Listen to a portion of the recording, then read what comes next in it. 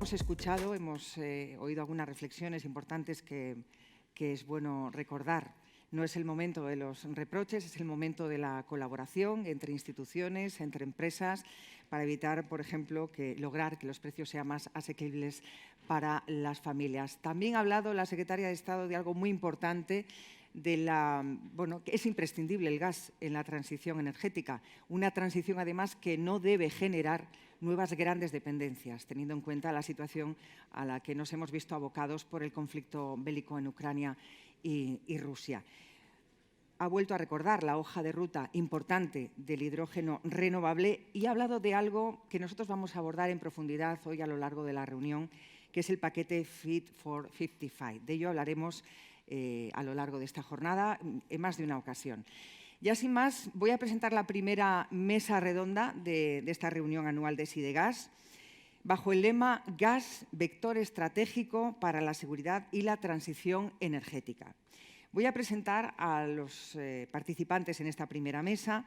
Son Arturo Gonzalo Aizpiri, consejero delegado de Enagas, Pedro Larrea, director general, gestión de energía y redes de Naturgy, Javier Contreras, consejero delegado de Nortegas, y Fidel López Soria, consejero delegado de Redexis.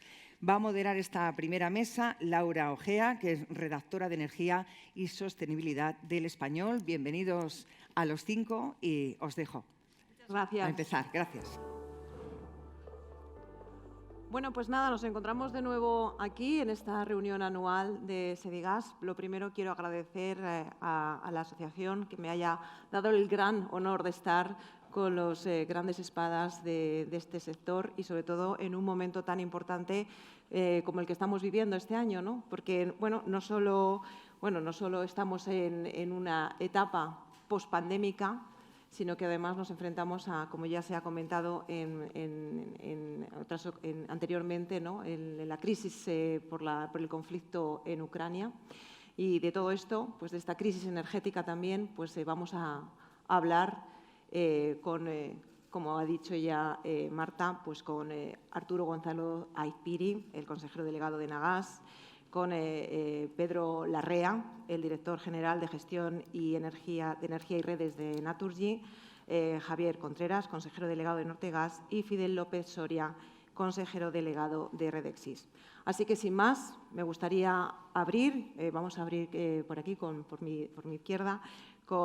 Frente a este panorama, me gustaría que hiciéramos una primera valoración de lo que estamos viendo. Adelante, señor Gonzalo Aizpiri. Muchas gracias, Laura, y muchas gracias a Sidegas y a Joan por la invitación a participar en este panel con estos colegas tan notables. Bueno, yo creo que se ha dicho muy claro en la intervención tanto de Joan como de la Secretaría de Estado en la apertura. Estamos en un momento absolutamente sin precedentes en Europa.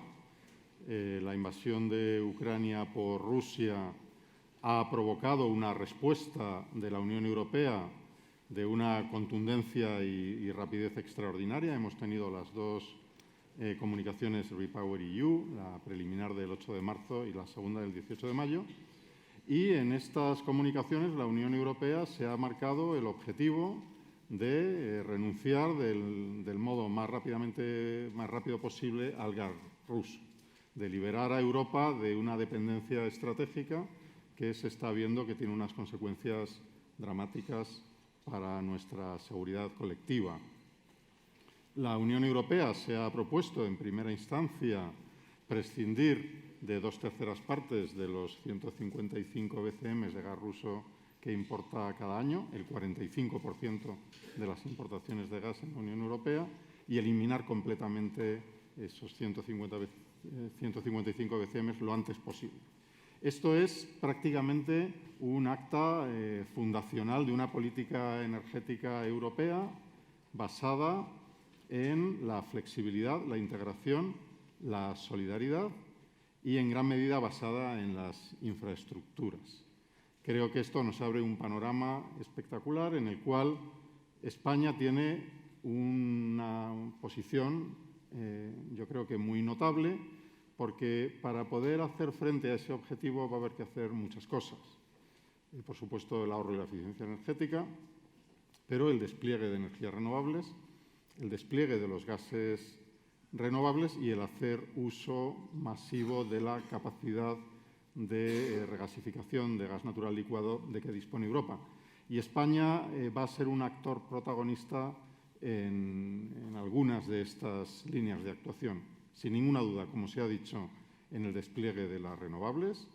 Tenemos un potencial, el tercer país de potencial de despliegue de biometano. Somos el gran país llamado a producir hidrógeno renovable para Europa y tenemos una infraestructura de regasificación de gas natural licuado que representa el 34% de la capacidad de licuefacción, el 45% de la capacidad de almacenaje de GNL en tanques. Por tanto, unas circunstancias dramáticas, pero que dan lugar a una respuesta muy contundente de Europa que le ofrece a España una oportunidad estratégica de primer orden. Señor Larrea, adelante. Sí, muchas gracias. Lo primero también agradecer, por supuesto, a Sedigas, a Joan Batalla, esta oportunidad de tener un debate constructivo sobre un momento verdaderamente sin precedentes. Se habla de momentos históricos, yo creo que este lo es desde la perspectiva del sector energético. Y a mí me gustaría recordar lo que todos los que estamos en este sector llevamos muchos años hablando del triángulo famoso, ¿no?, de la eficiencia económica, la eficiencia medioambiental y la seguridad de suministro como el triángulo en el que se debe basar la planificación energética y el desarrollo de los sectores energéticos. Y yo creo que la crisis actual, en el fondo, sin dejar de lado el vector medioambiental, la descarbonización, en el cual España está claramente a la cabeza de Europa, y yo creo que de eso debemos estar orgullosos, ¿no? Yo creo que esta crisis nos ha hecho recordar que hay otros dos vectores, ¿no? La eficiencia económica, los precios, vamos a decirlo de una manera muy simple, y la seguridad de suministro. Respecto a los precios, lo primero, los clientes.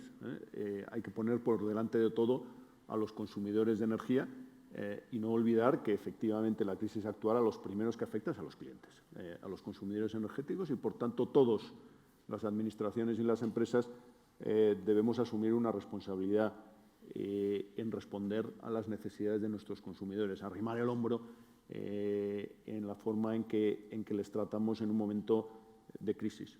Yo estoy convencido de que las empresas tenemos una capacidad para gestionar estos momentos de crisis, de volatilidad, etcétera, que nuestros clientes no tienen. Por tanto, debemos ser, vamos a decir así, el intermediario en resolver los problemas de nuestros clientes. Yo creo que las empresas energéticas en eso, en España, estamos siendo responsables y estamos arrimando el hombro. Y lo segundo, la seguridad de suministro. La seguridad de suministro que tiene también muchos elementos, pero a mí sí me gustaría recordar que hay una planificación energética, en el caso de España, en el PENIEC, que debe ser revisada. Y a mí me gustaría quizá que pensásemos en esa revisión con mucho rigor. La palabra debe ser rigor y el rigor significa que efectivamente esto aquí en este sector, en esta reunión donde, como se suele decir, somos todos de los nuestros, estamos hablando de gas, yo defiendo a muerte la electrificación de la economía. Y que nadie me arroje ningún objeto antes de terminar. Pero la electrificación llega hasta un determinado punto, desde un punto de vista técnico, es decir, hay sectores no electrificables, más de un 51%, por lo menos un 51%, y puede ser hasta un 70% del consumo energético en España es no electrificable. Y luego hay otra parte, que es que no es económicamente electrificable. Si pensamos en las instalaciones privadas de los consumidores domésticos, el cambiar todas las instalaciones actuales de gas en las casas de cada uno de nosotros en España puede costar más de 100.000 millones de euros. ¿Tiene sentido esa inversión? Bueno, yo creo que ese es el tipo de preguntas que nos tenemos que hacer de cara a una planificación, insisto, con rigor. Por ejemplo, otro punto yo estoy convencido de que de aquí al 2030 y con la planificación del sector eléctrico actual, el sector eléctrico necesita más generación térmica, más generación con gas de la que hay ahora. No menos, más. Si uno hiciese una planificación técnicamente razonable del sector eléctrico, lo que saldría es una necesidad de más generación con gas, más cogeneración, y lo que estamos presenciando hoy es una falta de incentivos para conservar la que ya existe. Por tanto, insisto, yo creo que algunos mensajes es: hagamos una planificación que tiene sentido desde el punto de vista económico, que tiene sentido desde el punto de vista ambiental, pero también desde el punto de vista técnico de resolver los problemas del sector energético. Adelante, señor Contreras. Bueno, buenos días a todos y muchísimas gracias por la invitación para participar en este debate a Sedigas. La verdad es que yo creo que todos estaremos convencidos de que estamos viviendo un momento muy disruptivo. Y a veces yo lo comparo, esto quizá con la perspectiva histórica dentro de muchos años, alguien lo equiparará a la disrupción que se vivió con la revolución industrial a principios del siglo XIX. Están confluyendo tres elementos o tres circunstancias muy concretas en estos momentos. En primer lugar, una transición energética que viene ya desde hace años y que estamos todos afrontando como sociedad. En segundo lugar, a principios del año 2020 llegó la COVID y con la COVID llegó una paralización absoluta de la economía mundial y el rearranque de la economía mundial ha dado lugar a desajustes en las cadenas logísticas de suministro, de fabricación, con el consecuente impacto, entre otros, en los precios de la energía y del gas natural. Y, en tercer lugar, por si fuera poco, la guerra de Ucrania lo que ha hecho ha sido poner sobre la mesa y poner en evidencia las debilidades que la Unión Europea tiene en materia de seguridad de suministro y de diversificación de fuentes de energía, ¿no? A mí la reflexión que me produce este momento disruptivo, en el fondo, que es algo que yo creo que muchos de los que estamos aquí compartimos, es que necesitamos tomarnos en serio el afrontar la transición energética con una perspectiva pragmática y, sobre todo, con luces largas, con una perspectiva de largo plazo. Lo ha dicho la secretaria anteriormente, ha mencionado las palabras luces largas, es muy importante. No podemos afrontar la transición energética con planteamientos dogmáticos porque no va a conducir a ninguna parte, no son realistas, ¿no? Temas, por ejemplo, como equilibrar el mix energético, el PENIEC, creo que es una excelente oportunidad y confiamos en que de verdad lo haga de una forma pragmática.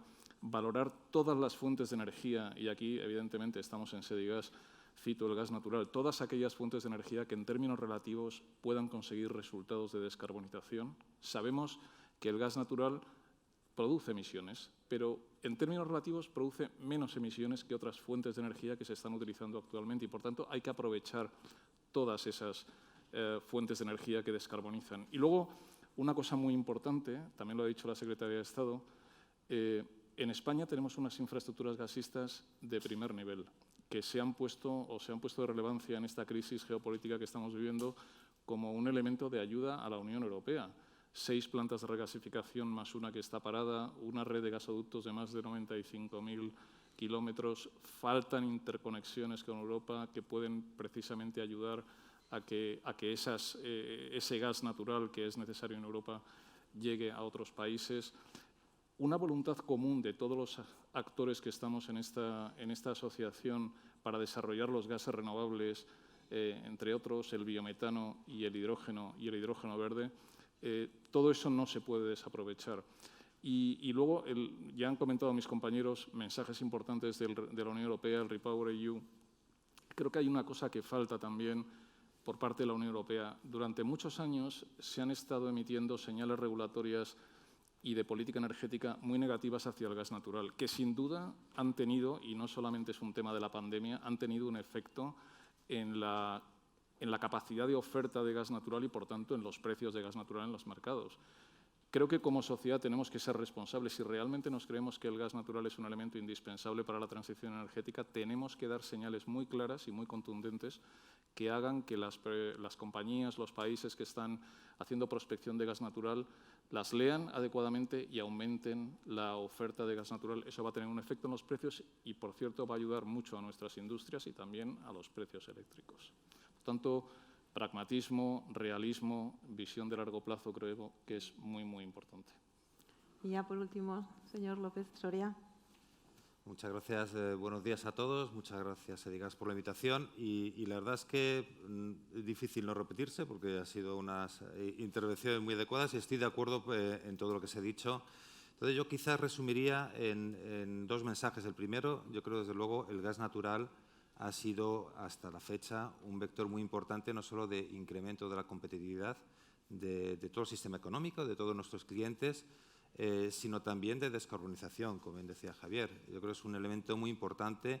Ha sido un crecimiento muy importante. Nosotros, en nuestra zona de distribución, lo hemos visto y también vemos que a futuro todavía tiene una gran capacidad de crecimiento. Estamos hablando residencial, en nuestras zonas al menos de un 4%, industriales mucho más. Todavía hay mucho combustible en industrias con gasoil, tenemos con propano y GLP.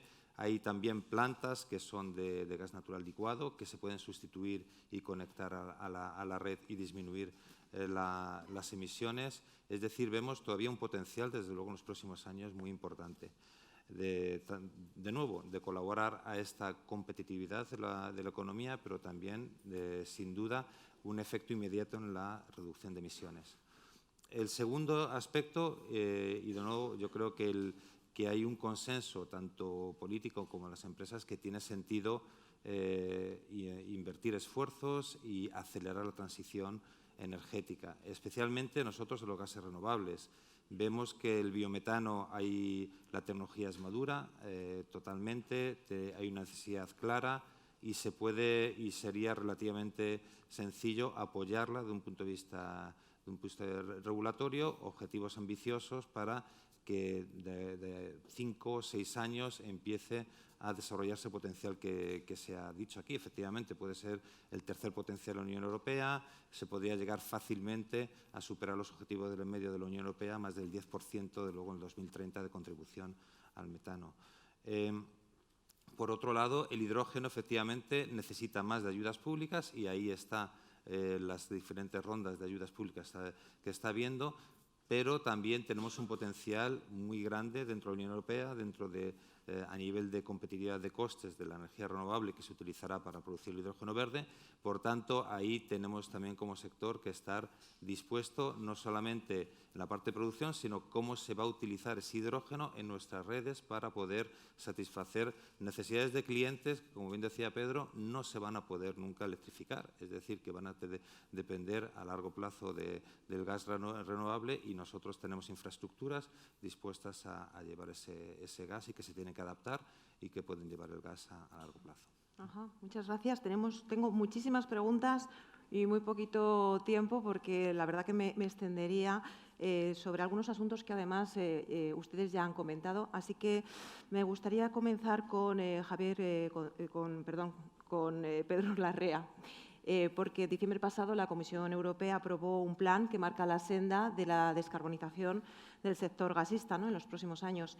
Y además el plan Repower EU marca el ritmo de las actuaciones para aumentar la seguridad energética en la Unión Europea y quiere eliminar además esta dependencia, ¿no?, de Rusia. Pero ¿es realmente un punto de inflexión en la política energética comunitaria? Y sobre todo, ¿es factible, atendiendo a las diferentes configuraciones de los sistemas energéticos europeos? Y una última pregunta, ¿es realista pensar que la Unión Europea podrá reducir esa dependencia en los plazos previstos?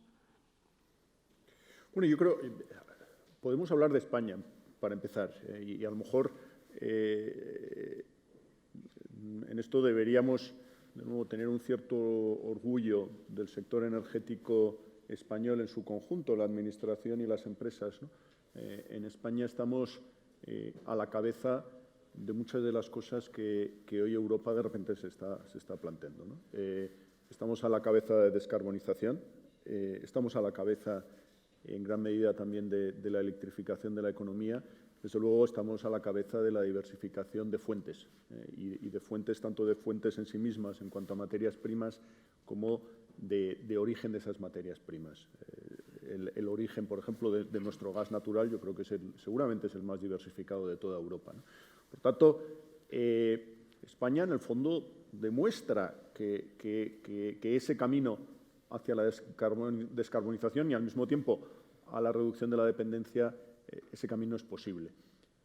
Donde España está a la cola, y yo creo que en esto, con ese orgullo de decir, oye, si estamos a la cabeza, deberíamos estar a la cabeza en todo, o ha estado a la cola, voy a ponerlo en un término verbal un poco distinto, ha estado a la cola, es en el desarrollo de gases renovables. Sobre eso vamos a hablar mucho a lo largo del día de hoy, pero es una pena que, habiendo sido pioneros en el desarrollo de muchas tecnologías, por ejemplo, renovables, no estemos dando un paso al frente en el desarrollo y la implantación de la tecnología de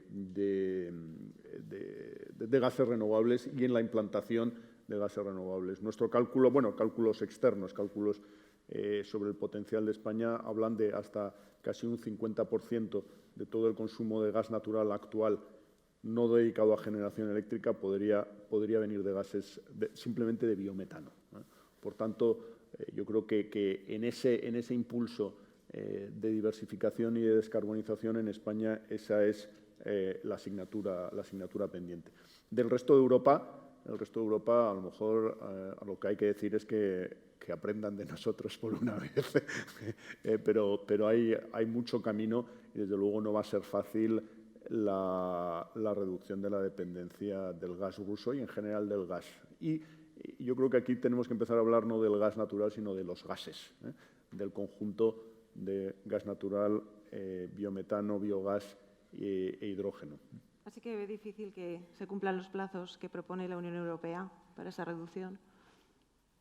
Yo creo que el reto de 2/3, como mencionaba Arturo, que creo que lo plantean para dentro del próximo año, es un reto muy importante, vamos a decirlo así. Porque, no, por ejemplo, dice, instalar plantas de gasificación en Alemania, ¿no? Seguramente se pueden instalar plantas de gasificación en Alemania, pero ahora, ¿de dónde viene el gas?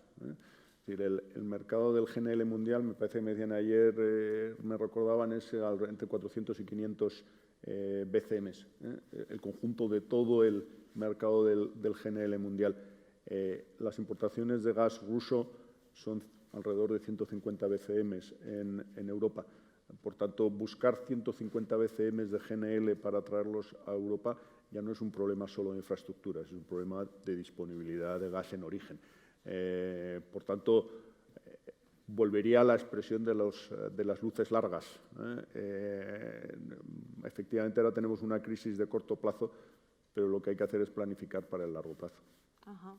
Y precisamente, señor Gonzalo Aypiri, España o el sector gasista español, pues a diferencia de sus vecinos, pues cuenta con una posición privilegiada en términos de seguridad de suministro. ¿Qué papel puede jugar España a medio plazo para favorecer y fortalecer esa seguridad, pero para toda Europa? En primer lugar, hay que poner la mirada en lo que ya está haciendo España, lo que ya estamos haciendo, que es mucho.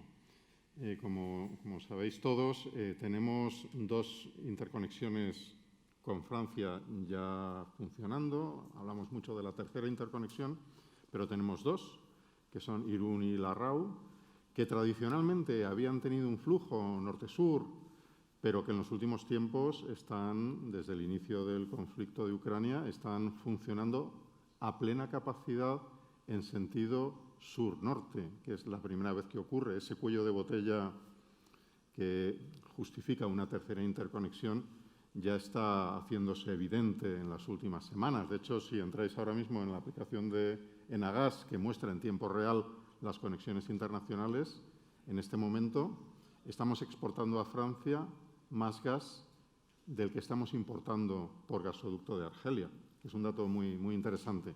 A plena capacidad, estas 2 interconexiones nos permiten llevar 7 BCMs de gas a Francia. Ha subido al mismo tiempo muchísimo la recarga de buques. Nuestras plantas de regasificación son plantas grandes que permiten cargar barcos más pequeños que llevan gas a plantas más pequeñas en Europa. En lo que va de año, desde el inicio del conflicto, la recarga de barcos de GNL se ha incrementado en un 289%, es muy importante. Y hay incluso quien, como Italia, ha creado el concepto de un gasoducto virtual, recargando buques pequeños en nuestras plantas del Mediterráneo, Barcelona y Sagunto, para llevar gas a una planta de regasificación más pequeña, que es Panigaglia, en Italia, que tiene 2 tanques de 50.000 metros cúbicos. Bueno, pues esto ya está empezando a funcionar. Os comento que el primer slot reservado para que empiece a funcionar ese gasoducto virtual con Italia está reservado para el día 5 de junio, es decir, empieza a funcionar ya, y es lo que también nos da la pista del interés que tendrá en el futuro una infraestructura permanente como el gasoducto submarino Barcelona-Livorno que contempla el plan REPowerEU. De modo que estamos haciendo mucho, pero podemos hacer más porque seguimos teniendo una capacidad excedentaria de regasificación en nuestras plantas de 20 BCM. Y 20 BCM es una parte significativa de ese esfuerzo de reducción de gas ruso que nos hemos propuesto en la Unión Europea. ¿Qué estamos haciendo? Pues bajo el marco que nos establece el Gobierno español, como es lógico, el Ministerio de Transición Ecológica y Reto Demográfico, hemos creado grupos de trabajo con nuestros vecinos, con REN en Portugal, con Terega en Francia y de forma muy notable con SNAM en Italia, para trabajar las interconexiones que contempla REPowerEU, que como todos sabéis es un gasoducto submarino, como he dicho, Barcelona-Italia, y la tercera interconexión pirenaica pensada como un futuro corredor de hidrógeno, porque lo que se está proponiendo Europa es incrementar la seguridad energética al mismo tiempo que acelera y profundiza la descarbonización. Estas serán infraestructuras H2 Ready con ese objetivo estratégico. ¿Y debe la Comisión Europea promover estas infraestructuras, estas interconexiones, y de qué manera? En primer lugar, nos tiene que dar un marco estratégico claro como es REPowerEU. Tiene que facilitar que los Estados miembros presenten conjuntamente estas iniciativas, por ejemplo, el gasoducto submarino España-Italia. Tiene que contemplar un cierto componente de financiación comunitaria para acelerar los proyectos y para crear un marco comercial favorable, porque, lógicamente, una infraestructura, por ejemplo, como el gasoducto España-Italia, lo que no tiene sentido es pensar que lo vayan a pagar los consumidores españoles.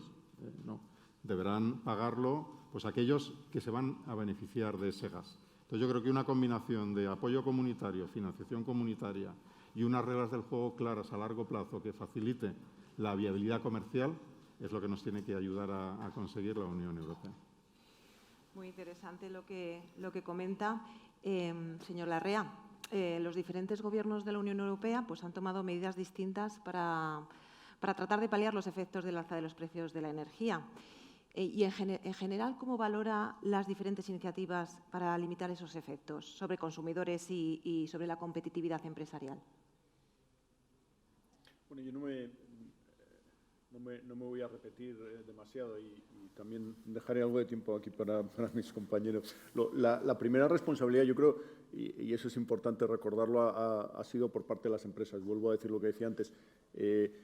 Yo creo que las empresas energéticas hemos sido las que hemos dado un peso al frente y hemos arrimado el hombro en proporcionar alternativas y ofertas a los consumidores que les aíslen de la volatilidad y de los precios actuales.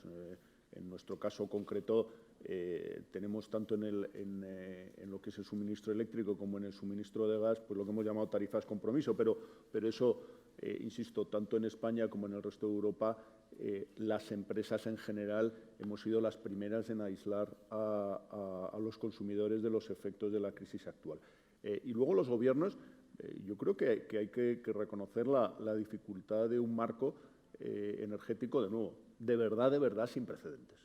Y en ese sentido, yo creo que los gobiernos han estado haciendo esfuerzos legítimos de intentar paliar el efecto de la crisis energética sobre los consumidores. ¿Qué debe ocurrir? Yo creo que debe haber una mayor sincronía y colaboración entre los gobiernos y las empresas para buscar soluciones que resuelvan de verdad los problemas de los consumidores y que además lo hagan de una manera que sea técnicamente, de nuevo, desde un punto de vista estrictamente técnico, más viable y más razonable. Y yo creo que ahí hay que reconocer la dificultad del reto y que todos administraciones y empresas en eso estamos casi un poco dando palos de ciego o haciendo ensayo y error. Y en ese ensayo y error lo fundamental es la colaboración entre empresas y administraciones. Ajá. Bueno, ya sí que es verdad que vamos a hablar con Redexis y Nortegas. En este caso, comienzo con usted, señor López Soria, porque bueno, sí que se ha llegado a hablar de que si este conflicto o esta crisis energética puede pausar o acelerar la transición energética. ¿Cuál es su visión sobre este aspecto? Sí, nuestra visión desde Redexis, y creo que hay un cierto consenso, es que va a acelerarlo. Creemos que tanto la descarbonización como la seguridad de suministro, los dos elementos van a empujar un desarrollo de este potencial que hemos dicho, tanto en biogás como en hidrógeno. Luego el biogás tiene ya un potencial claro. De nuevo, la tecnología de digestión anaeróbica de residuos orgánicos es muy madura, el upgrading para purificar el gas es muy maduro. Es cierto que en España falta un elemento importante, que es que estas garantías de origen tengan un valor por sí mismo, es decir, falta exigir a alguien que tenga un cierto porcentaje, o bien a los comercializadores, o bien hacia industriales, que realmente se valore. En otro sitio de Europa, efectivamente, ya se valoran estas garantías de origen del biogás, y eso es lo que hace que los proyectos sean rentables ya en España. Es decir, el valor de esta garantía de suministro, de este certificado de origen, por así decir, en otros países de Europa. Pero la directiva de transporte RED II y también los objetivos de algunas grandes corporaciones europeas están dando ya valor. Y, por tanto, hay muchos proyectos. Decía Joan, 200 proyectos. Nosotros tenemos en nuestras zonas ya prácticamente 70. Algunos llegarán a buen puerto y otros a lo mejor no, porque depende de la viabilidad. Y si no, saldrán otros nuevos. Realmente vemos que un potencial de biometano, desde luego, de un 10%, es muy realista con la tecnología actual y es muy realista hacerlo en los próximos 5 o 6 años. Habría que, de nuevo, reforzar los incentivos regulatorios. El hidrógeno, si se quiere acelerar, ahí sí que va a tener que ampliarse muchísimo la ayuda y las subvenciones que va a haber, porque con el nivel actual y con el ritmo actual y el PERTE de 1.500 millones, pues va a ser un ritmo gradual. Si se quiere hacer, por ejemplo, las 100 las 100 hidrogeneras que está en la hoja de ruta de hidrógeno para el 2030, si se quiere anticipar, pues efectivamente va a haber que apoyar mucho, no solamente la construcción de hidrogeneras, sino también la transformación de las flotas, por ejemplo, de transporte a hidrógeno. Por tanto, creemos que se va a acelerar, creemos que falta en biometano, no hace falta simplemente señales regulatorias y un poco de ayuda. En la parte de hidrógeno hace falta una ayuda sustancial desde el punto de vista de subvenciones. Nos hemos quedado sin tiempo, pero sí que me gustaría hablar de un tema muy importante, que es el de la digitalización, porque tanto desde ambas compañías creo que valoran muy positivamente que se impulse los contadores, o que se dejen de utilizar contadores analógicos y se transformen a esta sustitución, ¿no?, por esta nueva modalidad. ¿Cómo debería ser este plan? ¿Cómo se debería llevar a cabo? La secretaria ha mencionado también un término que me ha llamado mucho la atención, que es la inversión inteligente en infraestructuras. Pues este es un ejemplo perfecto de inversión inteligente en infraestructuras. Las redes de gas natural son las únicas en España que no están digitalizadas con contadores inteligentes, al contrario que las redes eléctricas y una buenísima parte de las redes de agua, de suministro de agua, ¿no? Y realmente los contadores inteligentes en el sector del gas natural pues producen o van a tener una serie de ventajas muy importantes para el sector en particular y para el desarrollo, entre otros, de los gases renovables, para el fomento de la competencia, y ahora enumeraré algunas, ¿no? Pero, en primer lugar, me gustaría decir que el reemplazo en los contadores inteligentes, el reemplazo de los contadores actuales de gas por contadores inteligentes es un proyecto muy significativo. Es un proyecto cercano a los 900 millones de euros de inversión para sustituir todos los contadores de gas que hay en España. Es un proyecto que además se hace ya acuciante y ya llevamos 2 años trabajando para hacerlo realidad, porque hay una obligación de sustituir contadores de más de 20 años y actualmente estamos sustituyendo, en cumplimiento de esas obligaciones, contadores mecánicos por contadores mecánicos cuando ya hay contadores inteligentes disponibles, ¿no? O sea, aparte de, por ejemplo, ventajas como el facilitar datos de consumo reales tanto a los clientes a través de apps como a las comercializadoras, facilitar los cambios de suministrador, lo cual fomenta la competencia, facilitar a comercializadoras que puedan estructurar ofertas de suministro de gas natural en función de tramos horarios o en función de patrones de consumo de los consumidores, facilitar elementos de seguridad como, por ejemplo, válvulas de corte de suministro en casos de que se produzcan situaciones de emergencia, potenciar la instalación de sensores de monóxido de carbono, que es una de las causas de accidentes más graves que hay en determinadas instalaciones de usuarios de gas natural, que puedan facilitar el aviso a las distribuidoras y hacer ese corte en remoto. Me parecen elementos muy interesantes para activar esto cuanto antes, ¿no? Y ahora mismo tenemos la fortuna de que la Comisión Nacional de Mercados y Competencia ha publicado ya un informe, un análisis de coste-beneficio, donde se muestra favorable al reemplazo de contadores mecánicos por contadores inteligentes. Lo que hace falta es la decisión formal por parte del Ministerio de Transición Ecológica y Reto Demográfico para obligar a la instalación de contadores inteligentes, adecuar los plazos de sustitución de esos contadores y, por último, la Comisión facilitar un precio de alquiler que facilite el poder afrontar esta inversión por parte de los distribuidores, que estamos todos absolutamente comprometidos con hacerlo realidad. Y, de nuevo, es un proyecto de casi 900 millones de euros de inversión que va a actuar de tractor para la economía, para el sector de los instaladores y, eventualmente, incluso para fábricas de montaje de contadores en España, que actualmente no hay. Ajá. Señor López Soria, ¿quiere añadir alguna cosa más sobre el tema de la digitalización? Yo creo que totalmente de acuerdo. De hecho, una de las principales quejas que tienen las distribuidoras es el tema de la medición. Es decir, actualmente se hacen ciclos de medición, se hace medición cada 2 meses. Esto te permitiría hacer medición por ciclos horarios, es decir, reduciría drásticamente todo tipo de reclamación por medición, se permitiría una mucha mayor complejidad de las tarifas y, al mismo tiempo, que se adecúen bien al perfil de consumo de los clientes. Yo creo que es una anomalía no tener ahora mismo los contadores ya inteligentes. Estamos reclamando un precio que es muy asequible, es decir, simplemente volver al precio que teníamos en el 2017. Y el sector está dispuesto a poner 800 millones de inversión para avanzar en esta digitalización y en este servicio al resto del sistema gasista. Ajá. Sé que para todo el sector los gases, los biogases o los gases renovables son fundamentales de cara al futuro. Y, en concreto, todo el mundo habla del hidrógeno. Ya hemos hablado un poquito bastante aquí, pero sí que me gustaría preguntarle al señor Gonzalo Azpiri si tiene España realmente el potencial para ser una potencia líder en Europa.